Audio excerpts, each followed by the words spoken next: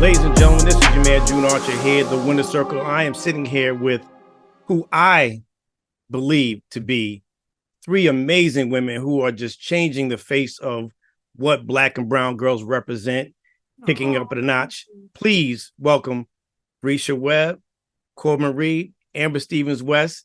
Thank you so much, ladies. I am so proud of what the three of you are doing this season. Bresha, for you, we're talking about this season, losing love, finding love, falling back in love, being honest. How does it feel to be back season 2 with these two beautiful ladies and making your Black girl magic happen?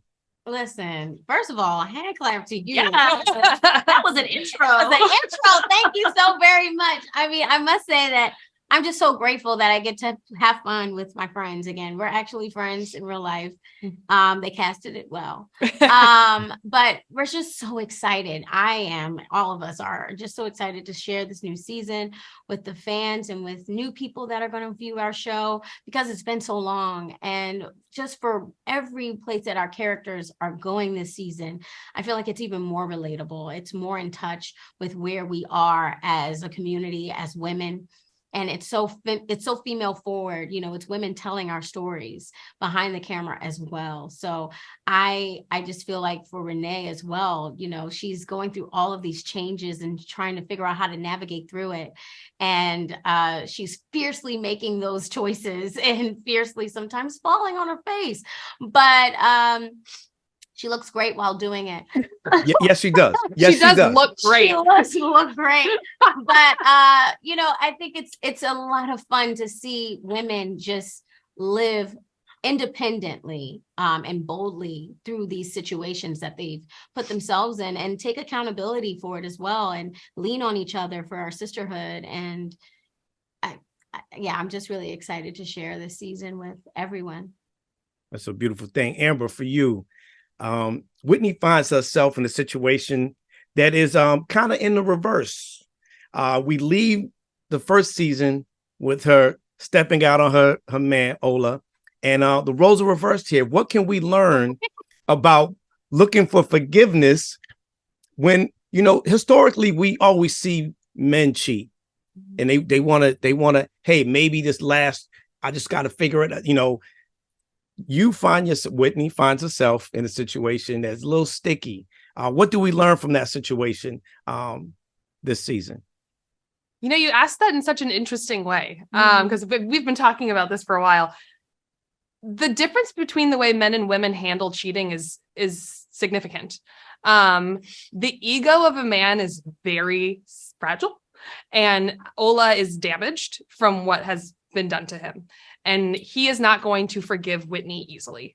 And she is having a hard time accepting that because she was on a path with him. It was a good path. They were going to, check all the boxes in their life. They were going to, make everyone else in the world happy with their beautiful, successful lives together.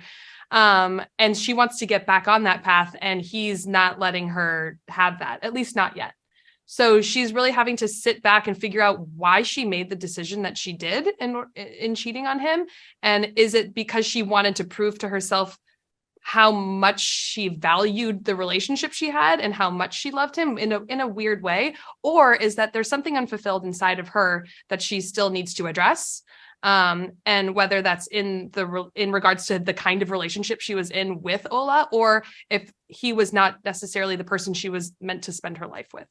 So she's really on a journey this season, but it's fun because she's never lived this kind of lifestyle. She's always been on one path and now she's got to pivot completely, and it's pretty exciting.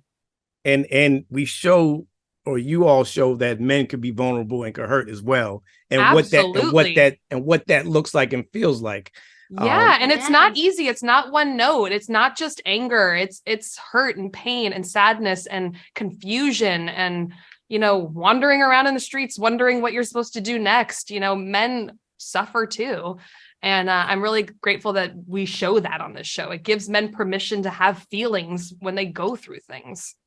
Absolutely. Corbin, for you, I love your arc this season.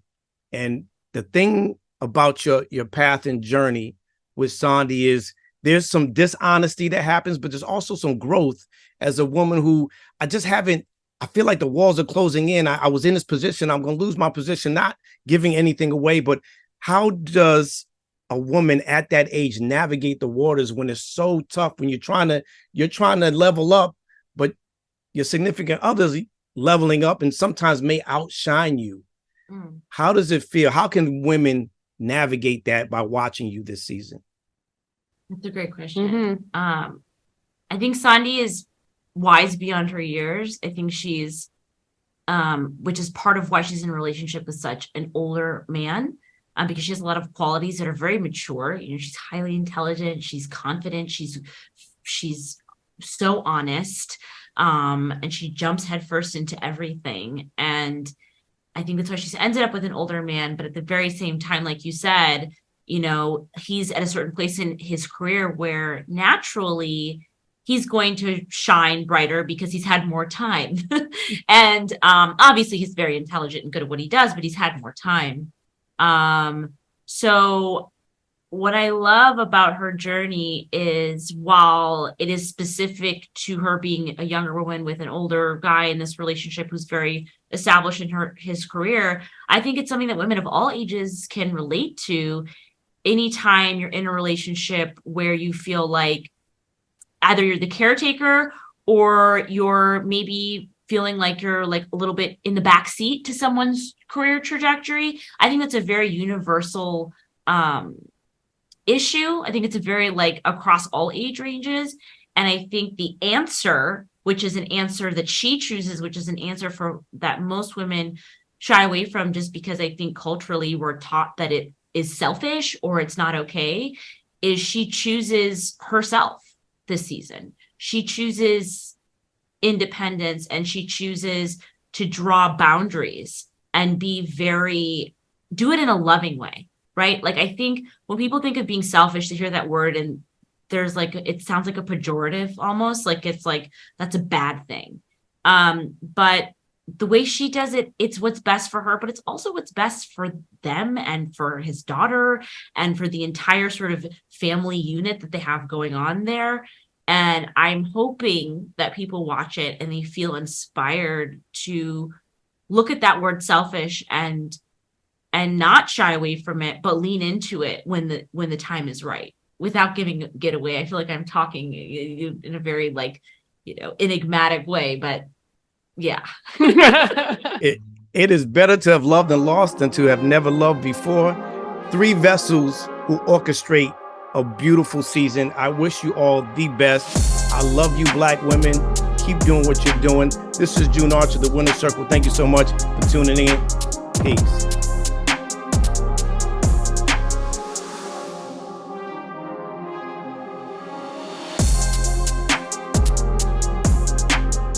Welcome to the show. This is the Winner's Circle, here with the incredibly talented Erika Alexander, who plays Barb in Run the World. Erika, thank you so much for joining me. I gotta say, first season was amazing. This season, you just bring the comic relief. You say what we are thinking. How does it feel to be in the midst of so much love, loss, and turmoil in season 2? Thank you for that, and I appreciate it. It's great to see you and be on your show. It's wonderful. I love being the straw that stirs the drink, and Barb is nothing if not that. She's naughty, she's fashionable, she likes to mix it up, she likes to hang. It's a generational conversation between the young people that are in the show and also a person who's lived life. She's arrived. It's all of that, so I love it. And with that comes wisdom. It comes sharing and being as transparent as possible. And Barb does that this season in so many ways. For you, who do you look to for inspiration when you are trying to get to the next level, when you're trying to overcome obstacles and anything that gets in your way in life? Oh, I have so many wonderful mentors.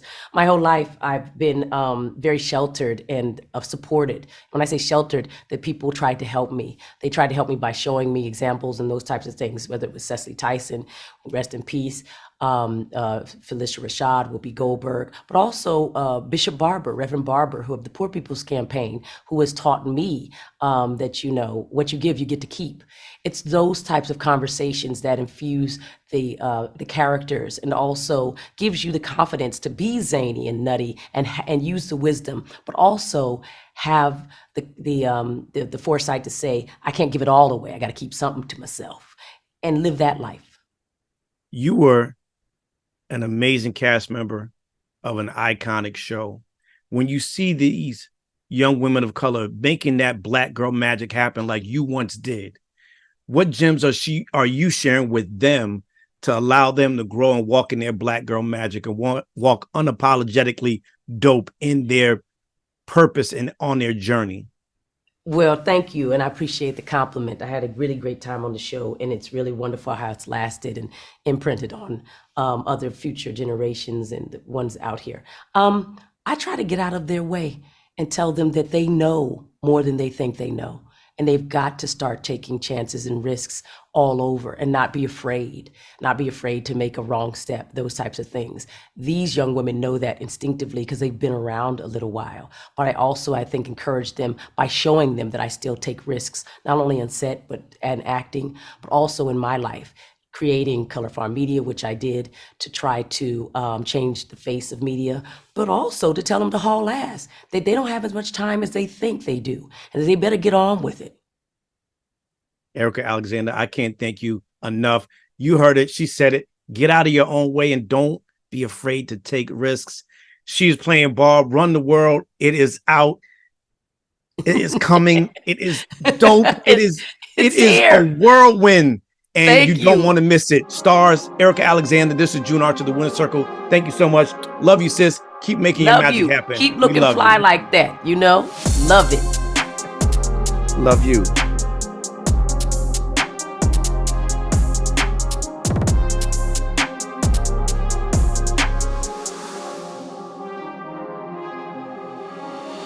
What's going on, y'all? It's your man, June Archer here, The Winner Circle on thisis50.com.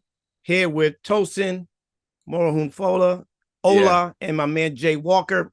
Jason, fellas, let me just start by congratulating you. Second season, but the way the both of you walk this path of giving Black and brown men the opportunity to be vulnerable, I can't commend you enough. I want to start with you, Tosin, for you. Why is it important this season to share how hurt men can be when the shoe is on the other foot? Yeah, well, first of all, thank you. And I want to give a little bit of shout out to our incredible showrunner, Rochelle Williams, and the writing staff, including like Esther Liu. Like, they really crafted the characters well enough so that we could explore all of the vulnerable parts of being masculine men like we are. And I think, you know, you don't always get an opportunity to do that because so much of television is showcasing hypermasculinity or ultra aggressive Black, you know, being an ultra aggressive Black male. And so much of those stereotypes are the only thing we see. So I'm grateful for them crafting those characters for us. And for me, for Ola, you know, this is a guy who just found out the worst news at the end of the season. He's enraged, you know, just to find out that he was so betrayed by his fiancée right before the wedding. She cheated, and now we get to watch the fallout of that discovery. Like he was enraged at the end of the season, but now, okay, what do you do after the anger? And how do you put yourself back together? And do you find forgiveness, or is it done? Is it over? And so we have to figure that out over the course of the season. Something that I love about Run the World is that it gave the opportunity to explore that moment after the anger. Because so often we just see that impulse, which is anger. And that's real and it's justified. But like the real work that you do is in processing it after the fact. Where does that live inside of me, and how do I want to move forward in a way that's best for me and better than just anger? No, well said. And Jay, for you, you have the opportunity to have the shoe on the other foot when you have a spouse that may not understand you have dreams, goals, and aspirations of doing things, and sometimes that's entrepreneurship and going out and walking away from the, hey, listen, I don't have no responsibilities. I don't have the key to this place, but every 2 weeks you just cut me a check.